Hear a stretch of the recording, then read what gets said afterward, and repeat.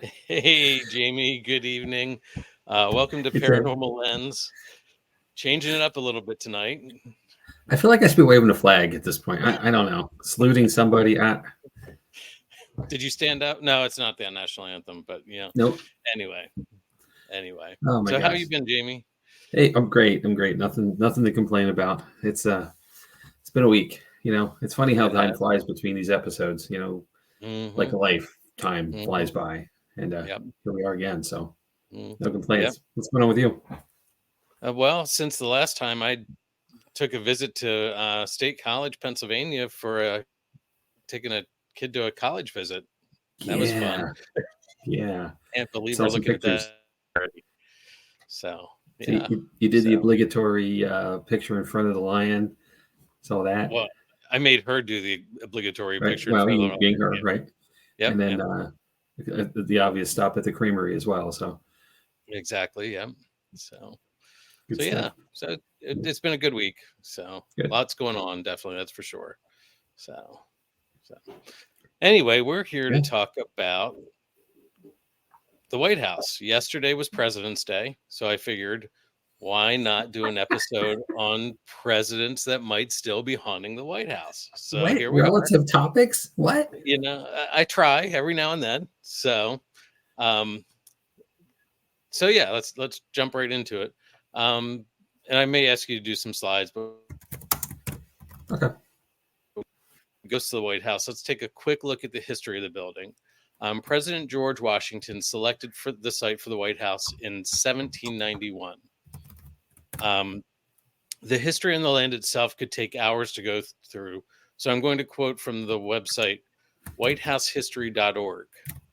The White House is often called the People's House, so it's important to acknowledge all the people that used the land throughout thousands of years of human history. From early indigenous people, um, sorry, from early indigenous peoples to the Nakatanks to the enslaved individuals forced to harvest tobacco from its fields, the land upon which the White House is built has many stories to tell. Perhaps additional archaeological research could bring to light more information about the indigenous and enslaved people that once called it home. So, if you're interested in the history of the land, check out that website. It goes into immense detail. Um, The land that the building was constructed on was purchased from Mr. Burns. Here's another quote from the same website. The Mr. Burns in question was particularly stubborn, Scottish planter by the name of David Burns, who happened to own the land Washington envisioned as the future site for the president's house. Although other planners were excited about the prospect of a capital city, Burns was primarily concerned with getting as much money out of the negotiations as possible. At first, he stubbornly refused to sell, and then, even after agreeing to sell, gave more demands to the president and the appointed commissioners of the District of Columbia responsible for constructing the new city. We'll come back to Mr. Burns in a while. Wait. Well, excellent. There you go. There you go. Can't help it. Um, let's see. In 1792, the cornerstone was laid for the president's house. An Irish architect named James Hoban was chosen from multiple entries to design and oversee the building. 8 years later, after being worked on by enslaved people on loan from local plantations and over 100 skilled tradesmen, um, President John Adams moved into the unfinished building in November of 1800. Ironically, President Washington never got a chance to stay in the building as he passed away in 1799. At this point, the building was known as the President's Palace or the Executive Mansion. It was not known as the White House until Theodore Roosevelt gave it that name during his term. Abigail Adams occupied the house later in November of 1800. Her President Adams moved in. She followed about 3 weeks later. When she moved in, the building was still under construction. There were construction workers finishing details. The large rooms were unfinished and cold. The fireplaces did little to warm the rooms. Mrs. Adams was known to use the East Room to wash and hang her laundry. The Adams only resided in the house for 1 year, but for many years, people would see a translucent woman hanging laundry in the East Room. Others have been known to notice the light smell of laundry, soap, and lavender in the air. So that's sort of the going in timelines here. I sort of tried to keep it in the order of people who occupied the house, not when the ghosts were seen. Jumping to the next slide here. In 1814, the Madisons occupied the executive mansion, while the country was involved in the War of 1812. On August 24th, 1814, President Madison was out visiting troops. While the British stormed Washington, D.C., Mrs. Madison, expecting the president, his cabinet, and military staff to return, had prepared a large feast. The table was set and the food ready to be eaten. Unfortunately, the feast never happened. Before James Madison returned, Dolly and the staff were forced to retreat from the mansion. The British were storming through the city, burning any public building they came to. They stopped at the presidential residence long enough to eat the feast before setting fire to the structure. When the British left D.C., the only thing that was left of the executive mansion were the 3-foot thick stone walls. Now, these walls were built this way, and they were meant to stand up to a cannon fire, but they weren't meant to be burned from within. So the walls were cracked and crumbled. The interior was all ash. President Madison decided that everything should be rebuilt the way it was, if not better, because he didn't want the British to think they had won. James Hoban was brought back in to oversee the minor repairs that the public was told the building needed. At this point, the north and south porticos were added, while tremendous work was done to restore the building and make it better than before. You want to jump to the next slide? There are 2 areas that are kept unpainted to this day to show some of the scarring from that time. It's just a way to remind us of our past. Now I'm going to sidestep a little bit right here because one of our normal guests, Heather Lynch, sent me a message a little bit before we went on the air and said that she is related to Dolly Madison, and that there were most of what was inside was destroyed, but Dolly and her staff managed to get the original portrait of George Washington, an original copy of the Constitution, and several other historic artifacts out before the building was burned. So at least they had the foresight to grab some important parts of our history. Again, it's glad I'm glad that got preserved. So. Yeah. So thanks, Heather, for the side note on that too. I appreciate it. Let's see. Tied to the building, the burning of the building, is a story of the ghost of a British soldier who wanders the grounds near the north portico. Apparition is believed to have been seen either carrying a lantern or a torch. It's almost like he's out looking for the rest of his platoon. This may be more of a story of folklore than documented paranormal activity, though.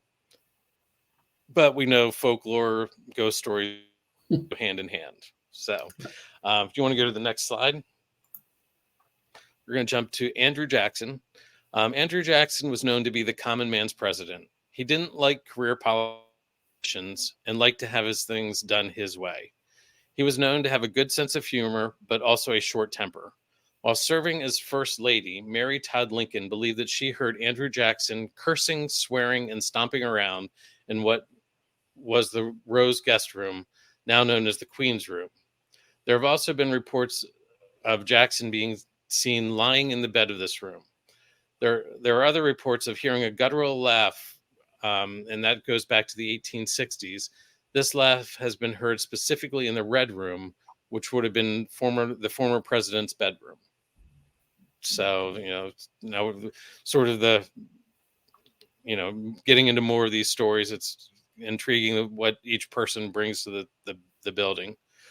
Let's see. Next slide. Before you go on, so just with Andrew Jackson, he has a keen interest in the paranormal as well.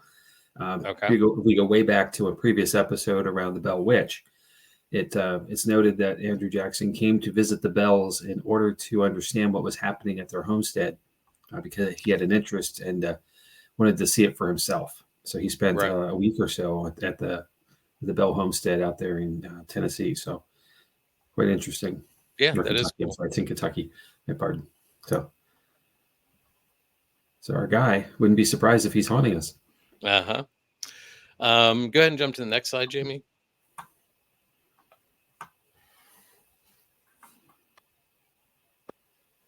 President to die in the White House. His inauguration was outside on a cold Washington day. President Harrison refused to wear a coat or a hat to the ceremony. He quickly came down with a cold that developed into pneumonia. He died 1 month later in his bedroom of the building. His spirit has been seen in the attic rummaging through boxes looking for something. Now, an interesting note about Harrison: he had the Could be a shortest hat. tenure. What's that? What's Still that, looking Jamie? for a hat. Maybe. He had the shortest tenure as president, but he had the longest inaugural speech. It was like an hour and 15 or an hour and 20 minutes. Wow. So should have wore a hat. So should have wore a hat. All right, good. Let's jump to the next slide. We're going to transition into Lincoln's here. And here is where the story really gets interesting. Lincoln's had a lot of things that they contributed. So during the Lincoln presidency, Willie Lincoln, the youngest son of the family, passed away from a typhoid-type disease in his bedroom. Willie's funeral was held in the East Room while his body lay in the Green Room. President Lincoln wanted to have his son buried in the family plot in Springfield, Illinois, but he didn't want to be that far away from him while he was president. A friend of the president allowed Willie to be placed in his family's above-ground tomb and then moved to Springfield at a later date. President Lincoln was known to visit on several occasions and open the casket to see his young son's face. It was Mary Todd Lincoln who is believed to have seen the first ghost in the building. She wrote to her sister and described seeing Willie come to the foot of her bed at night, not just one night, but multiple nights throughout her stay there, sometimes alone, but also accompanied by a cousin or his Uncle Albert. It could be dismissed as a grieving mother yearning to see her son in a dream, but Mary Todd Lincoln was not the only one to encounter the young boy. In 1911, Archibald Butt, a military aide, documented a conversation he had with a housekeeper. It seems that the staff would feel the presence of the boy and could be scared by the experience. So they felt that presence, and there are some who actually claim to have been touched by him. So, again, it's interesting that people are starting to document things and write it down here. Mary Lincoln had other experiences as well. During the spring of 1862, she heard violin music coming from the Yellow Oval Room. No one in the room was playing an instrument, and no source for the music could be found. She believed that it was Thomas Jefferson. A few days later, she witnessed John Tyler proposing to Julia Gardner. President Tyler had proposed to Julia in that room 2 decades earlier after his first wife had died. So, several things start happening in this room as well. Mary Todd Lincoln hosted seances while her husband was president. President Lincoln is believed to have attended one, but then was advised not to attend because it may not look good in the eyes of the American people. So Mary Todd Lincoln is believed to have had some psychic abilities. President Lincoln had his own intuition. In 1860, shortly after being elected, now this was before he moved into the White House, this was back in Springfield, Lincoln was resting on a lounge chair in his room. He glanced at the swinging glass mirror on the bureau. In the reflection, he saw his face twice. The noses were about 3 inches apart. One image was about 5 shades lighter than the other. He looked away and back, and it was still there. He got up to walk towards it, and it melted away. A few days later, he tried again and was able to see the apparition a second time. But this was the last time he would see that particular phenomenon. Mary Todd Lincoln believed it was a premonition that he would be elected to a second term, but would not see the end of his second term. Lincoln had a second premonition about his assassination. This account was written by his bodyguard after he had talked to Mary Todd and the bodyguard about it. So I'm quoting from the bodyguard's book here. About 10 years ago, he said, I retired very late. I had been up waiting for important dispatches from the front.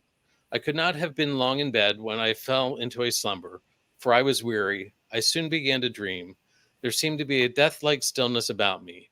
Then I heard subdued sobs, as if a number of people were weeping. I were weeping. I thought. I left my bed and wandered downstairs. There, the silence was broken by the same pitiful sobbing, but the mourners were invisible. I went from room to room. No living person was in sight, but the same mournful sound of distress met me as I passed along. It was light in all the rooms. Every object was familiar to me, but where were all the people who were grieving as if their hearts would break? I was puzzled and alarmed. What could be the meaning of all this? Determined to find the cause of the state of things, so mysterious and so shocking, I kept on until arrived at the East Room, which I entered. There I met with a sickening surprise. Before me was a catafalque, on which rested a corpse wrapped in funeral vestments. Around it were stationed soldiers who were acting as guards, and there was a throng of people, some gazing mournfully upon the corpse, whose face was covered, others weeping pitifully. Who is dead in the White House? I demanded of one of the soldiers. The president, was his answer. He was killed by an assassin. Then came a loud burst of grief from the crowd, which awoke me from my dream. I slept no more that night, and although it was only a dream, I have been strangely annoyed ever since. So I find it interesting that both Lincolns seem to have this ability of premonition and psychic ability. So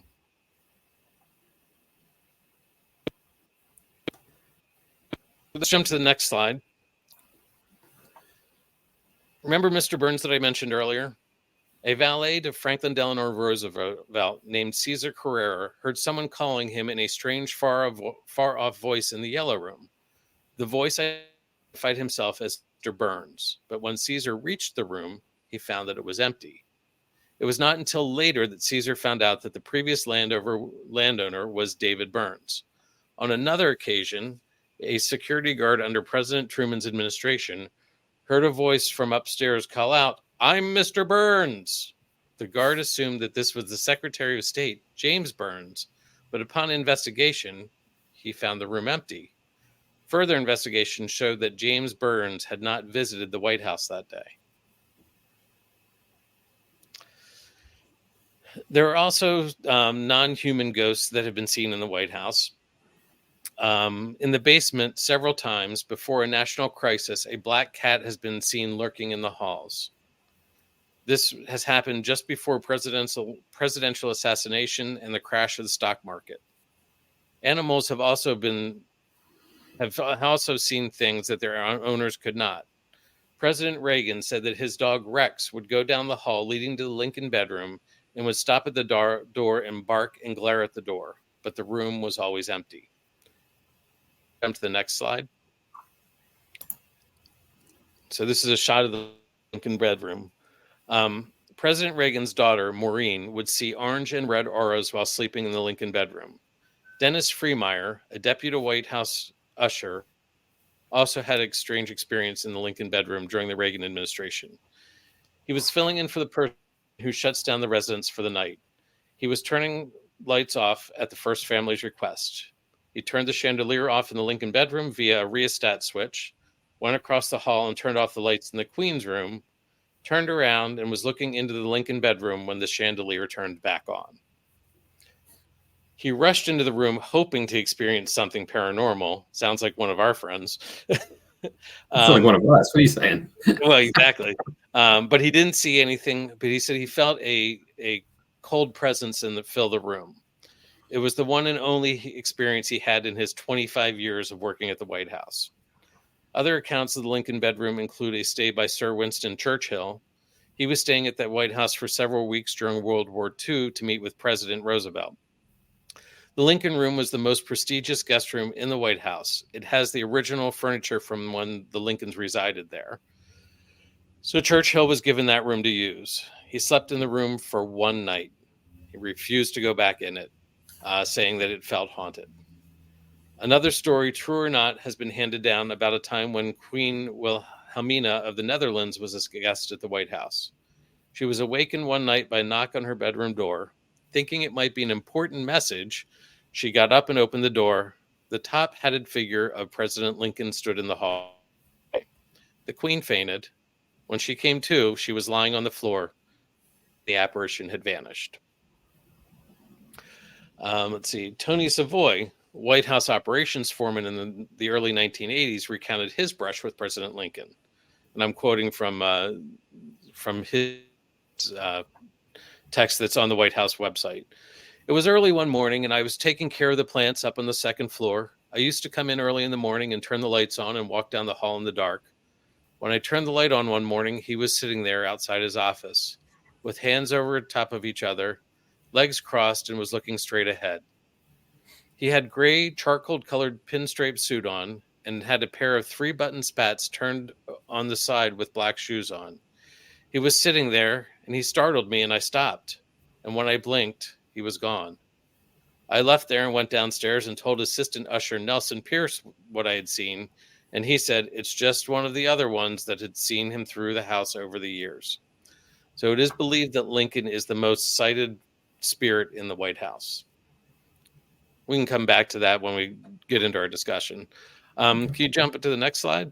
Before we go, there's a comment here. What do you see?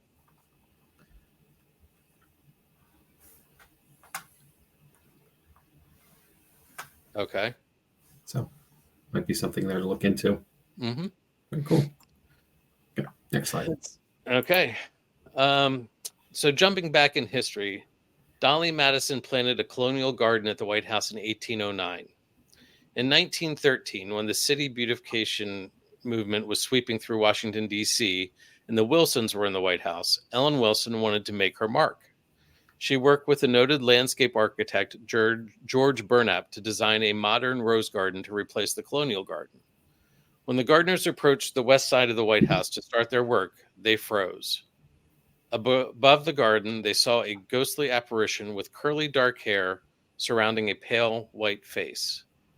The face had a disapproving look. Her hands were on her hips until she raised one hand and wagged a finger at them. They immediately dropped their tools and ran. After researching who the woman might be, they discovered that it had been Dolly Madison. Apparently, she wanted one more stroll through her colonial garden. Let's see. Harry Truman is another president that witnessed spirits at the White House. He actually was very good about documenting things in his diary. On September 7th, 1946, night before last, I went to bed at 9 p.m. after shutting my doors. At 4 a.m., I was awakened by 3 distinct knocks on my bedroom door. I jumped up, put on my bedroom, and no one was there. Went out, looking up and down the hall, still no one. Damn place is sure is shooting. So he told it how it was. So we've covered several sightings. I'm sure there are many more. The Clintons, Bushes, and Obama family members have all made mention of ghostly things that have happened here. Current presidents try not to say too much about the activity so they don't look crazy in the eyes of their constituents. So let's jump to the last slide here. So I want to leave you with this little tidbit. In 1948, the White House was in bad shape. The first family was moved out, the building gutted, and the old wooden beams were replaced by steel. A picture taken by Abby Rowe, a White House photographer, has a curious anomaly. If you look very carefully at the close-up, sort of in at the base of the back wall, there is a dark human shape that you can see through. Do you see where that is, Jamie? Yep. You got the 2 people to the left, but then sort of to the right of them, there's that dark shape. Under the double window. Yeah. Yeah. So is it paranormal? What are your thoughts? It's possible. I mean, unfortunately, I need to get a much bigger picture here, but it certainly looks like he's blending in, at least to the background, especially with that stripe that's about shoulder high. I feel like that continues through. So it's. And I mean, this has been argued for years. Obviously, it goes quite a ways back. But I mean, apparently the building was in such bad shape that if somebody that was heavy walked through, you could actually see the sag as they walked. So that's why they gutted it and put in the steel beams. Right. Um, so what do you think? I mean, Well, overall or the image? I mean, overall, yeah, I'll go. overall, I'll go big. I'll go big. yeah, Right? Why not? yep, Um, there's a lot of history here. Right? It's an hmm old house, and we've been in houses that aren't this old that are very active. So, and it hasn't been nearly as occupied by so many different people as far as households that live there, but also the staff and the personnel that come through the place every day. Uh, there's a sense of purpose and patriotism to be at the White House. I mean, I'm fortunately I've never been right, able to get the tour.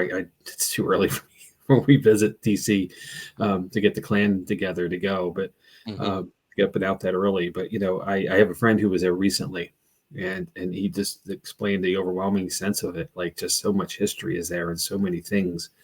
And if you fall into that mindset, that thought process, if that's your thing, that's I can see that there would be somebody who'd want to stay there, once they passed. So, right, um, and obviously, there's with Lincoln, being assassinated, he didn't plan to end that day.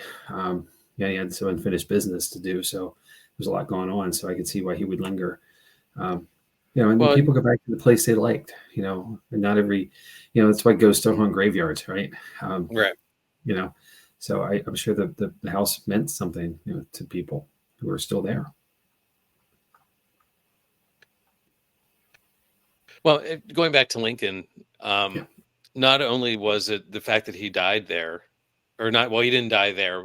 He right. was shot at Ford Theater and was across the street, but what he was going through in that building, Mhm. the amount of emotion that he put out, it's energy again, and that energy was absorbed, and it just he dealt with so much in his tenure there. So, Well, I'm going back to being a kid myself. So, and it was just a long time ago, but mhm, you were told that if you did all these, did all the things, you could be president one day. That dream mhm, is instilled in many, still today, in many kids. You can do anything if you want to achieve it. You know, mhm, so getting there and being president. I mean, to probably to the early, founding fathers, it probably after realizing how much work it was, probably wasn't the best thing. But you know, there was a right, reason people aspire to this position, and right, it's an achievement. And I guess there, I can understand that alone. Having that just I got there moment. right. And wanting to stay because of it. There's so many things. I mean, obviously I'm speculating, but um, I can see that being a part of it too. Oh, Yeah.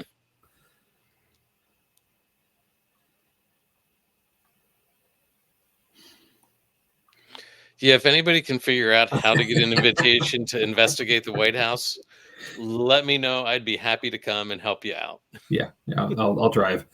Uh, So, um, it's a neat thing. It's a neat topic, and it goes to show, you know, uh, we have the privilege, I guess I'll say, of living on the East Coast, so we have a lot of more history, um, at least colonial history and beyond.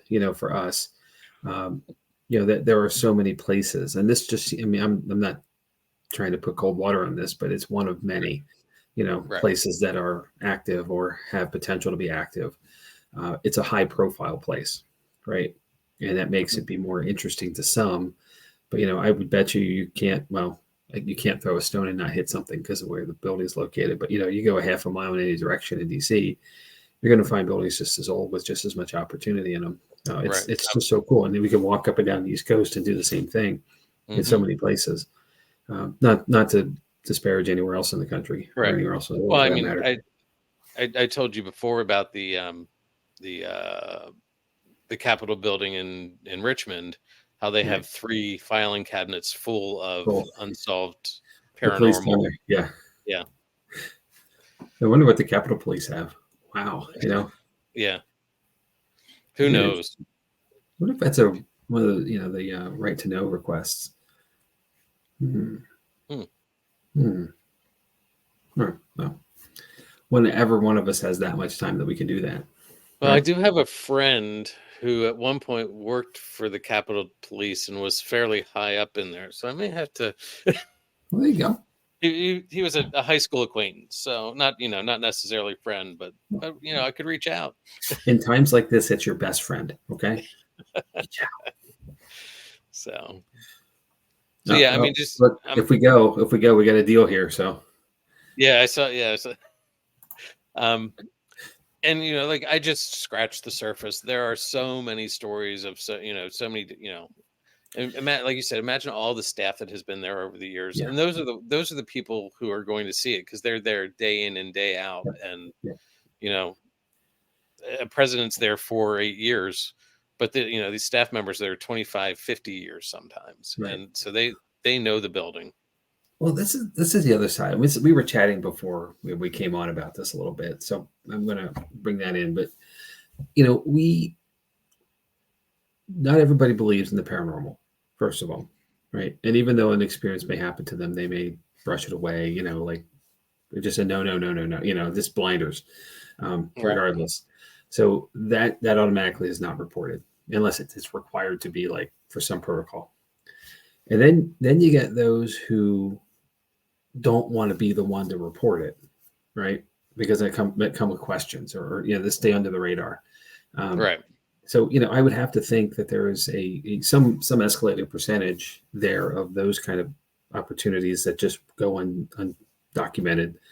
And you can't, in this time that we have here, we can't bring everything about everything we talk about. It's just sometimes there's just too much. And Right. in that sense too, like, I'm sure there's just more history of the place that we're not going to talk about because, we don't want to talk for 3 hours or 4 hours or whatever, because we could. And, I'm sure somebody would hang in with us, I don't I know if don't I'd think hang I in with would. it. Yeah. I don't think I would be able to. So, it's hard sometimes to get the right balance here. And that's the challenge, right? Right. And it's a good challenge because I think, I like to think we have fun with it, and we do. I like to think we do a good job, but with good intentions anyway, Hmm. of providing, the key things that are needed to know. But once we start digging, though, we keep finding stuff. Like, Right. we find stuff, and that's the excitement. Well, And you yeah, got to end it somewhere, just like my conversation right now, right? Got to stop talking. with the White House, originally it was the single structure, but now they've added the West Wing and the East. Right. Like the president's residence is now the whole separate wing, but it used to be all contained in that center section. Right. Um, so yeah, they're like I said, I could have gone on hours on just the land development and then the history of the building itself. Not even yeah. Anyway, time Absolutely. to move on. And it's native land to begin with, right? Hmm. So there's a different connection there, and And very the active native land because of right. the rivers and the portage there, and just yeah. It's interesting because it was swampland to some degree, and that was not going to get to be developed at the from the traditional sense. So, getting this building there was somewhat of an architectural, some architectural ingenuity went into it. Hmm. So all the laborers and all of the craftsmen and all the tradesmen that also were there that aren't, that put their time, effort, energies all into the place, much less the architectural team, but the physical people, who built the building and rebuilt it later. Right. There's a lot of that just all these different angles that you can take to follow paths that will take us forever to get through all of them. Yeah. So Can cool. you imagine being John and Abigail Adams and be required to move into this building, and the plaster is still wet when you moved in? The grand staircase wasn't done. Like Yeah, it I was mean, cold. It was not a welcoming building when they had to move into this place. So, it kind of makes me think of, there's an old Tom Hanks movie called The Money Pit, and yep. they buy this house. He and Shelley Long buy this house, and it is kind of, well, it is a money pit. It's falling apart in places. It's kind of half done. The scene I remember the most is they have to carry hot water up from the kitchen to the bathtub. And as he fills it for her to take a bath, as he puts the last bucket in, the whole thing collapses through the floor. Mm-hmm. He just stands there Yep. and laughs at it because what can you do, right? So, Right. but that kind of thing, they didn't have, and everything was hand done, right? So there wasn't prefabricated this or that. They couldn't go to Lowe's or Home Depot and get a bucket of this or a pallet of that. Everything was just slow and tedious. And I get it. I wouldn't want to live there either, especially if it was winter months and cold and draft. Yeah. Oh, no. And there's fireplaces in each room, but like they're big rooms. They're 20-foot ceilings and they're huge. So Todd brings up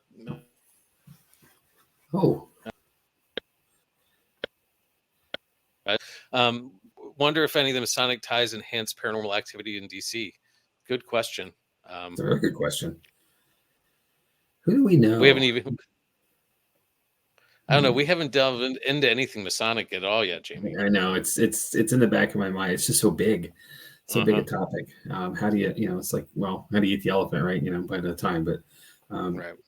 That is it's crossed my mind a few times in looking ahead. So, yeah. Who do we know who's a Mason? Just start there.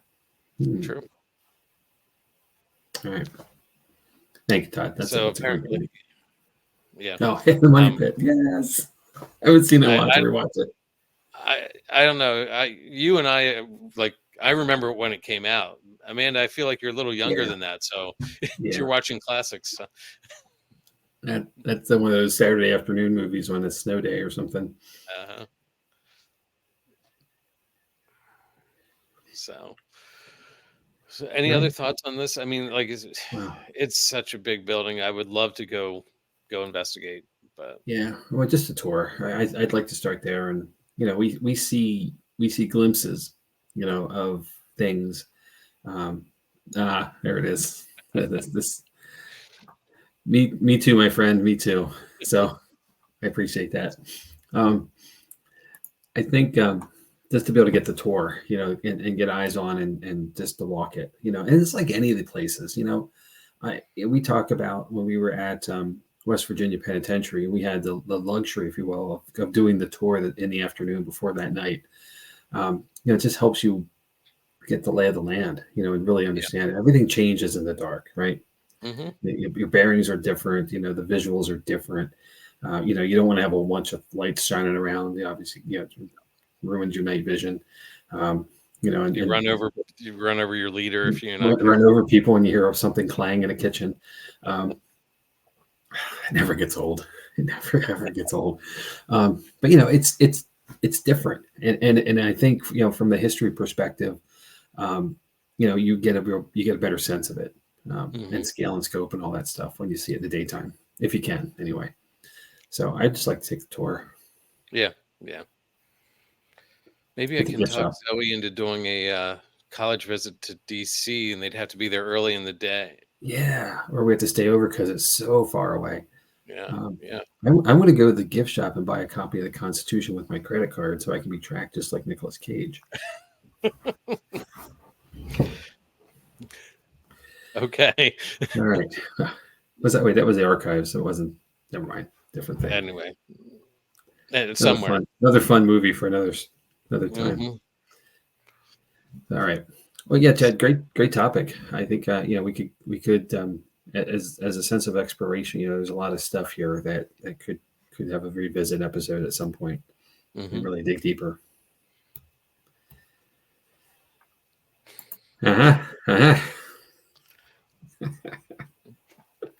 Thank you. All right, sir. What else we got?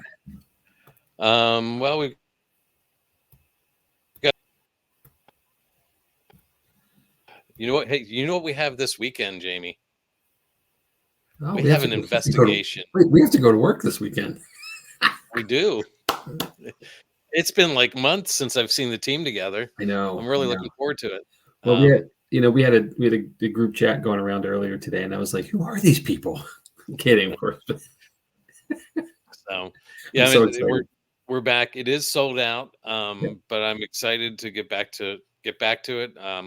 Be interesting to see what we pick up since there's not really been anybody investigating for a Yeah. little while. Eloise may be a little upset that nobody's been talking to him. You might have a lot to say. Yep. So we'll see. And I did look earlier. Tickets for the 30th of March and 13th of April are starting to sell. There's already like 10 tickets sold for each one of those, if not more. Yep. So if people are interested, they should get them early.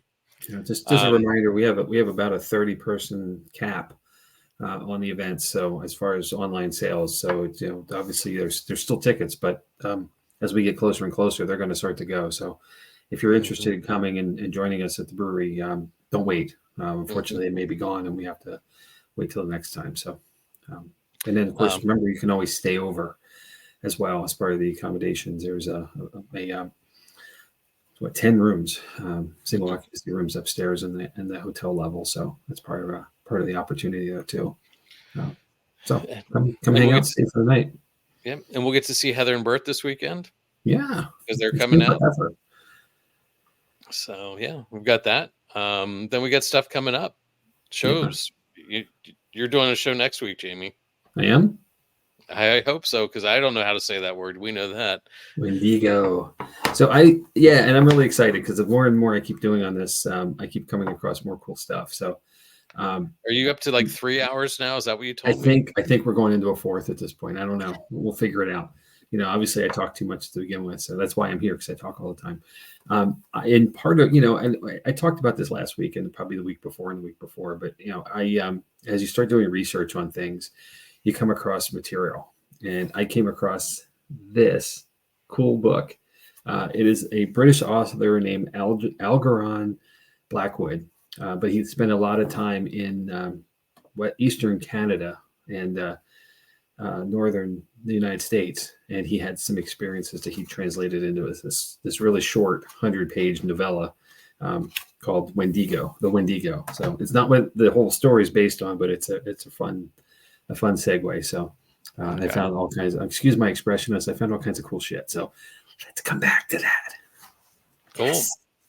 I'm looking forward to it. I am too. I'm really excited. And then the week after that, we're going to talk about Phelps Dodge Mining Hospital and Staticom 2.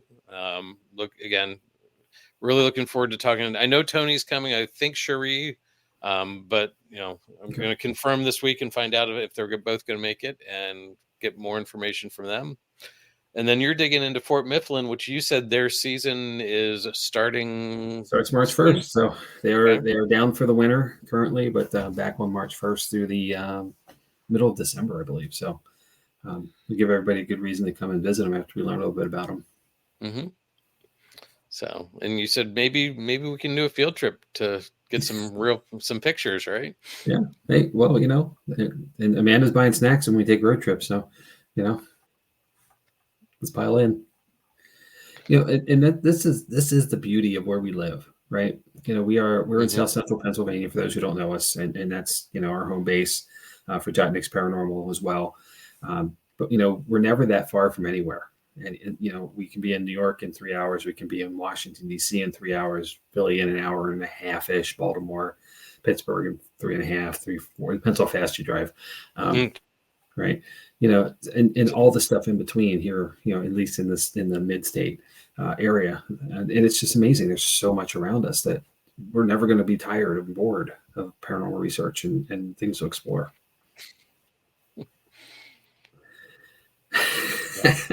We'll let you know. Don't worry. I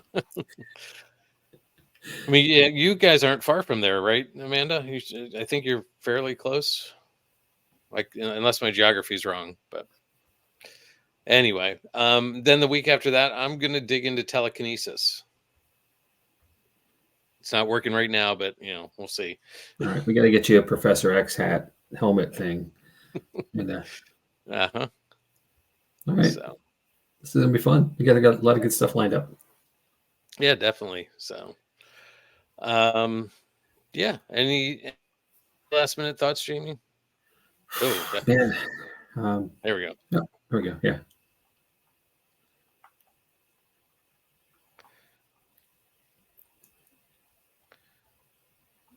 Well, if we do, we'll reach out. It'd be great to meet you guys. Yeah, absolutely.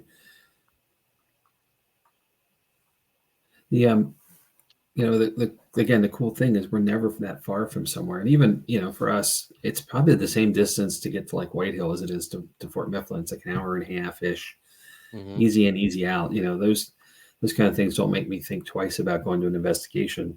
It's the 4-hour one-way drive. Yeah. Hinsdale all over again. Driving up and driving back in the same day. That was just so bad.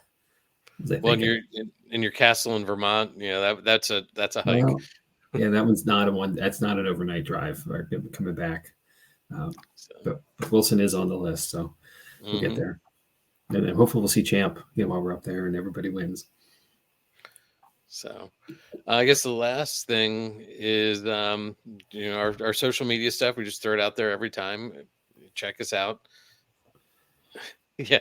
Hinsdale in one day. I didn't do that. Jamie, you and Matt did that, right? Matt and I did it. Yeah. Oh my gosh. Or you did it with Matt in the car, maybe. I drove and Matt slept basically.